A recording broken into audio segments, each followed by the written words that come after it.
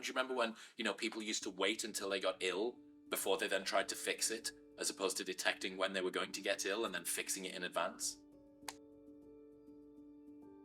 As far as I can tell, preventative medicine needs a spearhead for it. Movements are begun by companies. When you think electric cars, you think Tesla now. And I don't know another company that is doing a one-stop shop concierge service that's data-backed, that's research-based, that is able to provide all of this. And it's really, really fascinating to see what feels like the pioneering forefront of a whole new type of healthcare. My name's Chris Williamson, and I'm the host of the Modern Wisdom podcast. I'm an active guy. I like to train, I like to read, I like to spend time with my friends. I was a club promoter for a decade and a half. I do a lot of different things with my life, and I'm now 35, which doesn't sound that old, but kind of feels old, and I just need to start to take more serious care of my health, thinking about longevity, thinking about the rest of my health, not just how do I look, but how is my body working and how is it going to continue working into the future. I actually had Peter Diamandis on the show, who is a co-founder of Fountain Life, about 5 months ago, and on that episode he was talking about preventative medicine, and it got me thinking. For a long time we didn't have the technology to be able to work out what was going to happen to somebody in future, so you're always playing catch up. I spoke to Ben Greenfield, who is a biohacker extraordinaire, and I asked him if I wanted to get the most comprehensive set of preventative scans done, where would you go? What he does is he cowboys it and does all of them himself in his own home, but this is a man who essentially has an unlimited budget and also like an on-site staff or whatever of people that can do it for him. He said, if you're not going to do that, which I'm not, the second best place was Fountain Life. That was 2 out of 2, so Peter Diamandis and Ben Greenfield both telling me that if I want to get preventative medicine done, Fountain Life was the place to come to, so that was all I needed to hear. A traditional medical checkup in the UK is you getting between 7 and 9 minutes to then sort of try to usher you out of the door very quickly. Whereas in here, you're looking at every single different part of what is contributing to the body that is in front of them. The body, the mind, the system that's in front of them. What are you eating? How are you sleeping? What are you consuming? The number of questionnaires that you need to do before is lengthy, but that's for a reason. It's to get a full picture of what's going on. That's the inputs to the body that they're now going to get to see inside of. So it's massively different. In your 20s, you are made of rubber and magic, which is great, but I'm also a little bit hesitant about what sort of damage that could have done. I'm really hoping that I'm going to find out nothing, but certainly get an insight and be able to stop guessing quite so much when it comes to working out what's going on. There wasn't anything that was uncomfortable today. Even when I was in an MRI machine, I was listening to a podcast episode. I was chilling out, had a little nap. There was each different step of the way, whether it was the DEXA scan, whether it was the CT, whether it was the MRI, all of the different things that I went through were way more enjoyable than I thought that they were going to be.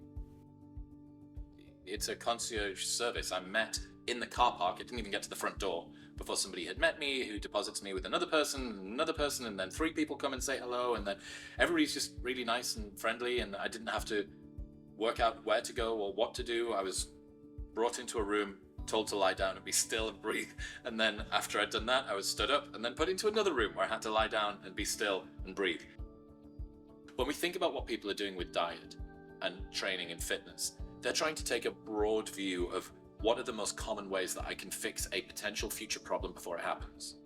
What you're doing with more targeted preventative medicine is actually getting inside of the system and saying, okay, what are the problems that potentially are going to happen?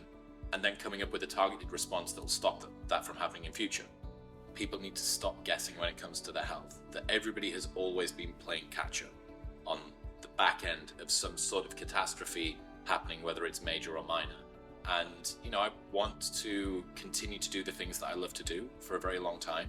That needs me to operate at a pretty high level. I need to sometimes operate on very little sleep. I need to be mentally sharp. I love doing physical stuff with my friends, and I don't want that to stop.